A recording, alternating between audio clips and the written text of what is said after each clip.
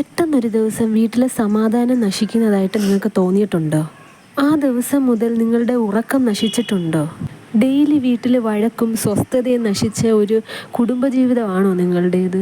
വീട്ടിൽ നിർത്താതെയുള്ള പട്ടിമോങ്ങക്കം, നെഞ്ചിനുള്ളിലെ ഭാരം പോലെയുള്ള അവസ്ഥ, വീട്ടിൽ പാല് വാങ്ങിക്കുമ്പോൾ വെറും മണിക്കൂറുകൾ കൊണ്ട് അത് പിരിഞ്ഞു പോവുക, രാത്രികാലങ്ങളിൽ ചീഞ്ഞ മാംസത്തിൻ്റെ ദുർഗന്ധം വരിക, വീട്ടിൽ പല്ലിയില്ലാത്ത അവസ്ഥ, കാരണമില്ലാതെ കരച്ചിൽ വരിക, ഇതുപോലുള്ള അവസ്ഥയിലൂടെ കടന്നു പോകുന്നവരാണോ നിങ്ങൾ?